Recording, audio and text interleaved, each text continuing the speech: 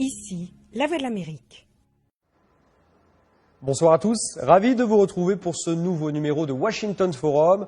Gros plan ce soir sur le Burundi, un possible troisième mandat de Pierre Nkurunziza, mais le pays en émoi et rappelle les heures sombres de la guerre civile. Pierre Nkurunziza officiellement investi candidat du parti au pouvoir. Le président sortant semble vouloir s'éterniser malgré la pression de la communauté internationale qui craint un nouveau conflit dans ce pays d'Afrique centrale. Ces craintes sont-elles justifiées? Élément de réponse dans ce Washington Forum.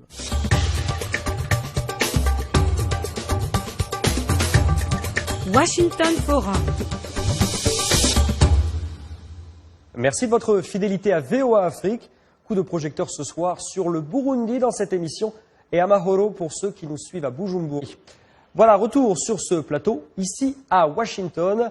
Les grandes lignes de la situation au Burundi sont connues. Place évidemment à nos invités. Mais on va parler évidemment de ce scrutin du 26 janvier. Scrutin de tous les dangers, pays au bord du chaos. Les qualificatifs les plus alarmistes se multiplient depuis une semaine. Une chose est sûre, l'annonce de l'investiture de Pierre Nkurunziza par le parti au pouvoir ne s'est pas faite sans bruit.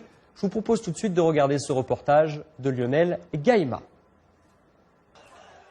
Le peuple burundais dans la rue. Une grande partie de la population s'est levée depuis la désignation la semaine dernière de Pierre Nkurunziza par le CNDD-FDD. Le président sortant est désormais en piste pour un troisième mandat à la tête du pays. Souriant devant ses partisans, Pierre Nkurunziza reste serein sur les rives du lac Tanganyika. Ses adversaires et la communauté internationale dénoncent la violation des accords d'Arusha. Ce texte avait mis fin à 2 décennies de guerre civile. La jeunesse burundaise, inspirée par l'exemple burkinabé, n'attend rien laisser passer. Je soutiens de tout mon côté, de tout mon possible, pour que ce président ne reçoive pas ce troisième mandat. Même s'il le reçoit, vous voyez tout le monde que le président, il ne veut pas que personne qui peut le contredire. Il essaie de tuer. Au moins 2 manifestants sont morts au Burundi depuis une semaine, plusieurs autres blessés. La fièvre électorale fait craindre le pire. Quelques 25 000 Burundais ont déjà fui essentiellement au Rwanda et en République démocratique du Congo, selon le Haut-Commissariat pour les réfugiés. À Bujumbura, la détermination est totale, malgré les coupures des réseaux sociaux comme Facebook ou WhatsApp. Des radios privées sont aussi empêchées d'émettre. Ça ne fait que commencer le mouvement s'arrêtera lorsque le président de la République aura déclaré qu'il renonce à sa troisième candidature pour diriger le pays. L'élection présidentielle prévue le 26 juin est dans tous les esprits. La Cour constitutionnelle burundaise tranchera d'ici là sur la légalité ou non d'un éventuel troisième mandat pour le président Nkurunziza. Voilà les grandes lignes de la situation au Burundi pour ce reportage. Place à nos invités, à mes côtés, en studio, l'ambassadeur du Burundi aux États-Unis, Ernest Ndabeshinze. Bonsoir, monsieur l'ambassadeur. Bonsoir, monsieur Nicolas Pinault. Depuis nos studios à Londres, Karina Terzakian de l'ONG de défense des droits de l'homme, Human Rights Watch. Bonsoir. Bonsoir. Depuis Bamako, où il est le haut représentant de l'Union africaine pour le Mali et le Sahel, nous avons le plaisir d'avoir au téléphone Pierre Buyoya, ancien président burundais. Bonsoir. Bonsoir. Voilà, la situation est dressée évidemment. La tension persiste ce jeudi dans la capitale burundaise. Un militaire a été tué et un civil blessé par un officier des services de renseignement qui a ouvert le feu près d'une barricade à Bujumbura. Toujours ce jeudi, au moins 9 manifestants ont été blessés, dont certains par balle, lors de nouveaux affrontements avec la police dans le quartier de Kinanira. C'est ce qu'affirme la Croix-Rouge burundaise. Le gouvernement a aussi décidé de fermer les résidences universitaires et le procureur général a annoncé la création d'une commission chargée de traduire immédiatement en justice les responsables des manifestations. Première question pour vous, Karina Terzakian. Votre organisation Human Rights Watch dénonce aussi une centaine d'arrestations depuis une semaine dans le pays. Il y a eu en fait plusieurs centaines d'arrestations depuis que les manifestations ont commencé dimanche. Parmi ces personnes, il y a des manifestants, mais également d'autres personnes qui étaient peut-être des passants ou qui se sont trouvés mêlés à ces événements. Nous ne savons pas très bien quel est le sort de ces personnes. Il y en a de nombreuses qui sont détenues à la police, d'autres seraient détenues chez les services de renseignement, parfois de manière tout à fait illégale. Nous craignons que les procédures judiciaires ne soient pas correctement respectées, comme nous l'avons vu parfois dans le passé. Alors, ambassadeur Ndabashinze, avant de vous entendre, je précise que Tom Malinowski, le secrétaire d'État américain adjoint pour la démocratie, les droits de l'homme et le travail, était à Bujumbura. Il a rencontré le président Pierre Nkurunziza. Voici ce qu'il a déclaré à l'issue de cet entretien.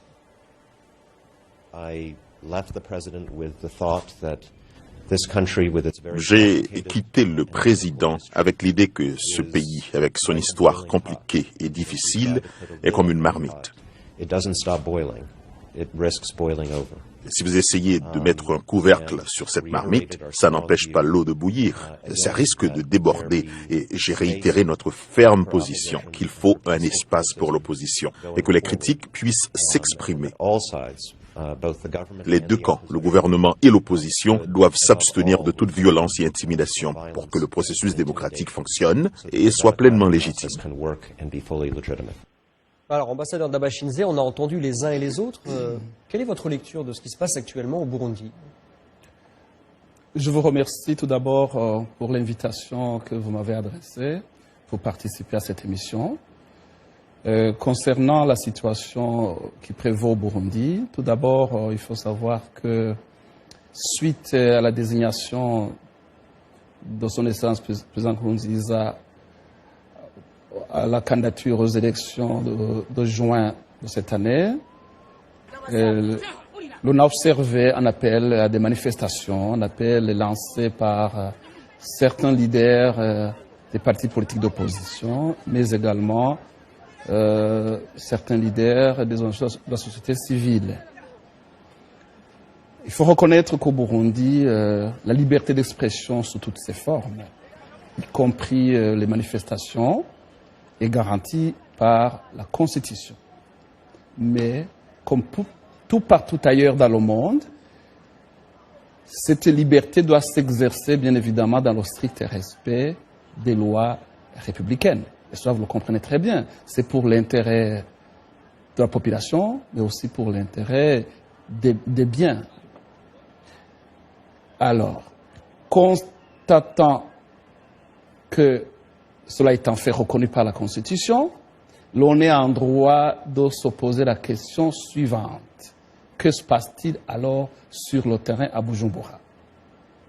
Les faits sont têtus, les faits parlent.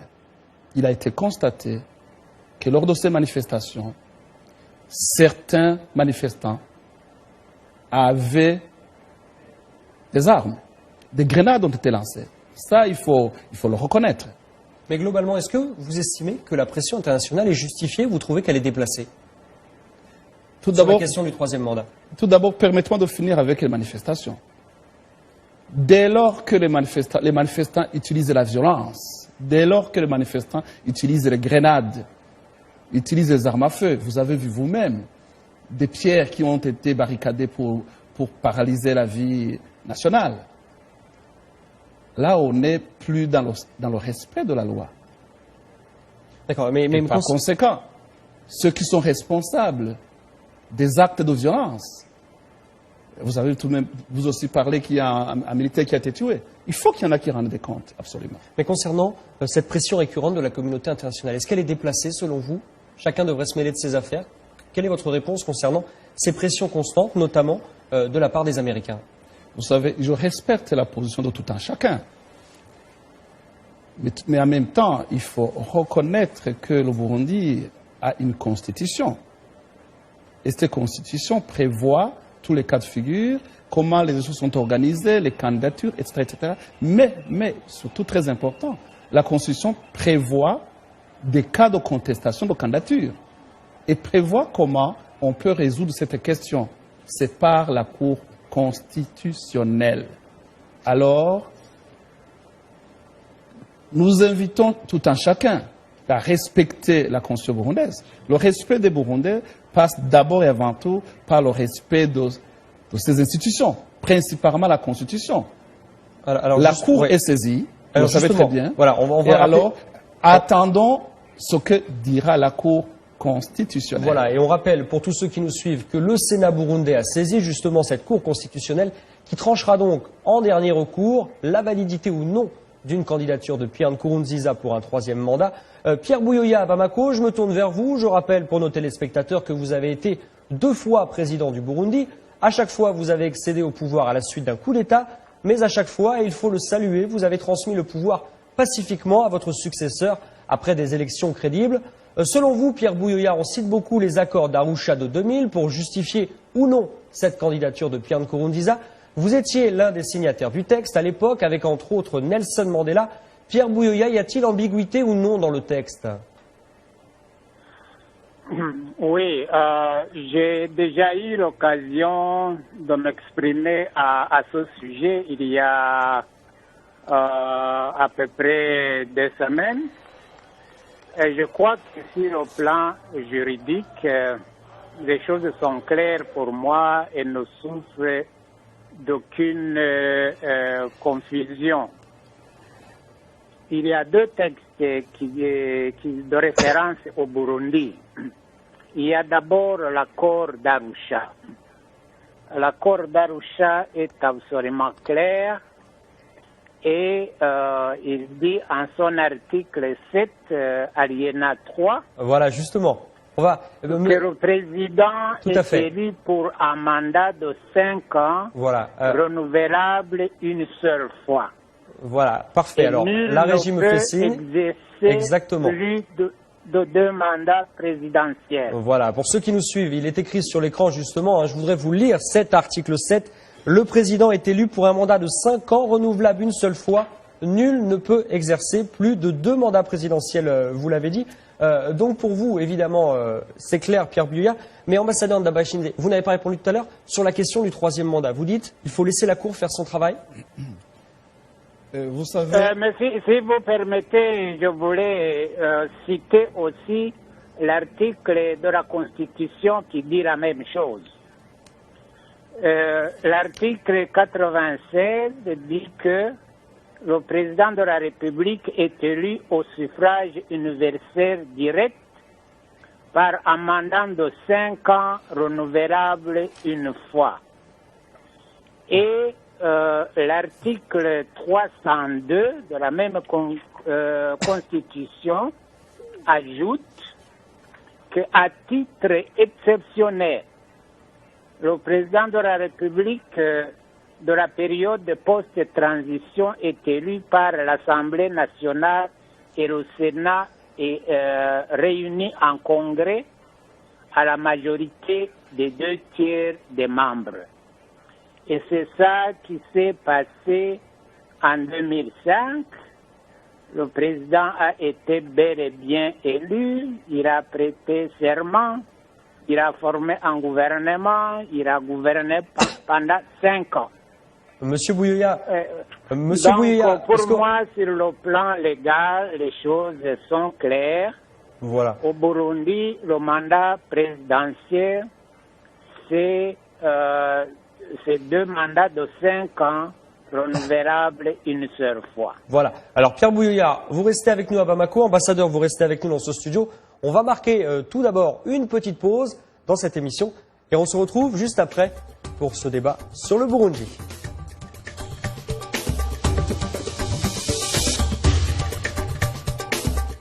Mon gros plan cette semaine sur le Burundi qui est en ébullition autour de la possible candidature pour un 3e mandat du président Pierre Nkurunziza. Nous en parlons avec l'ambassadeur burundais aux États-Unis, Ernest Ndabashinze, Karina Terzakian de Human Rights Watch à Londres et Pierre Buyoya depuis le Mali. Il est l'ancien président burundais. Le thème de cette semaine a déchaîné un concert de réactions sur notre page Facebook. Je vous propose de lire certains de ces commentaires tout de suite. Tout d'abord, Youssouf Ouedraogo à Yamoussoukro, c'est en Côte d'Ivoire.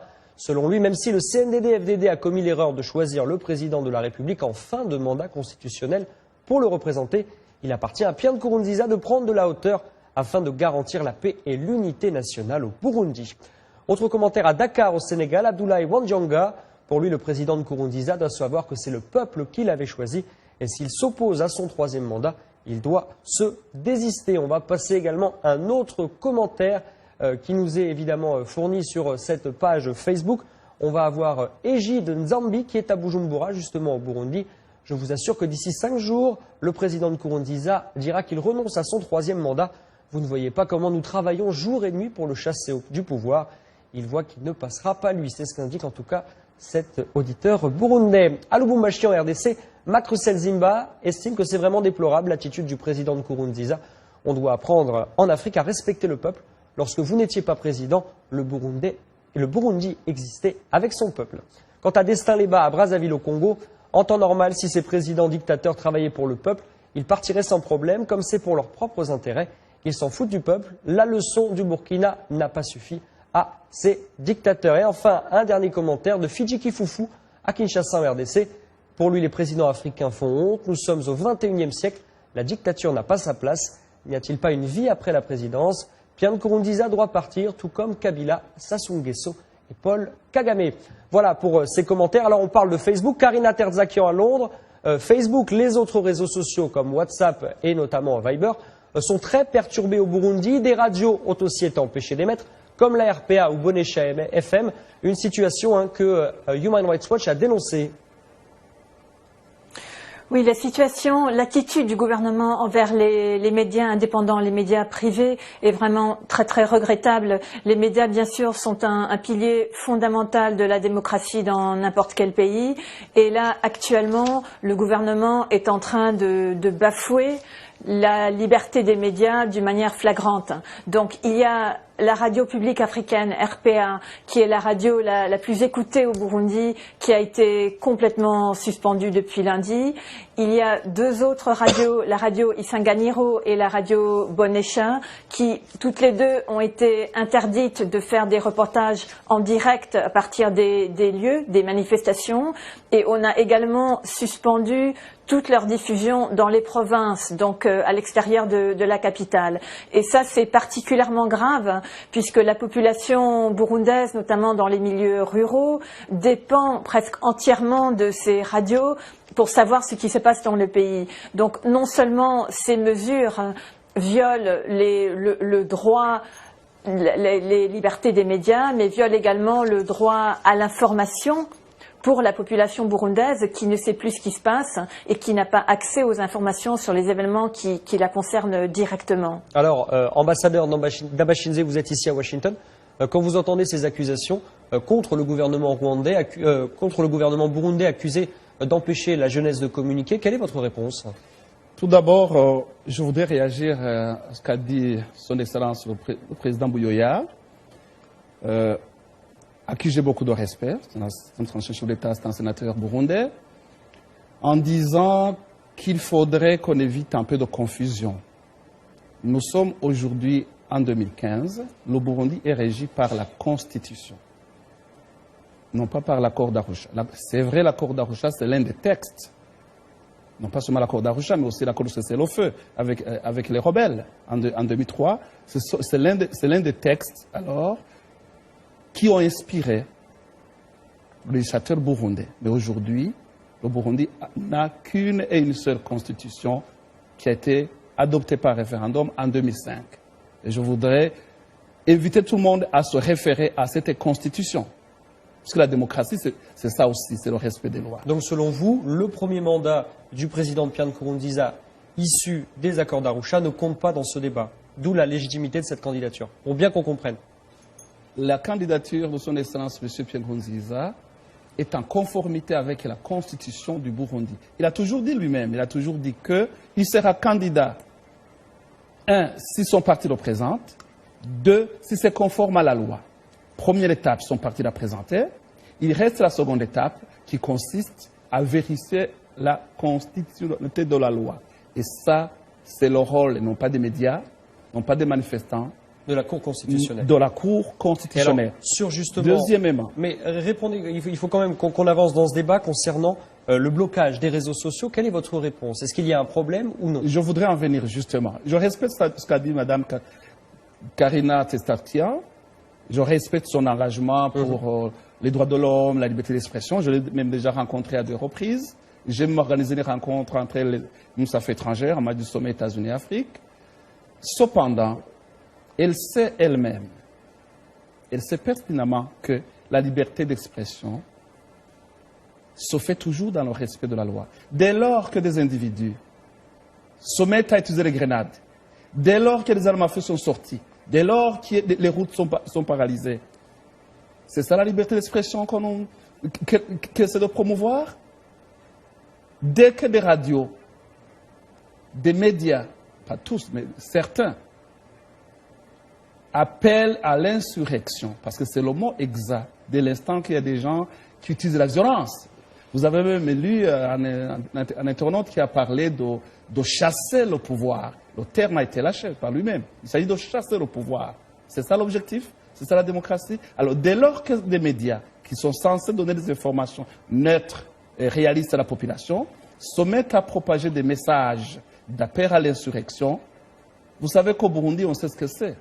Nous avons connu 93. Nous avons connu le lot des morts. Alors, le gouvernement, il est de son obligation régalienne de prendre ses responsabilités.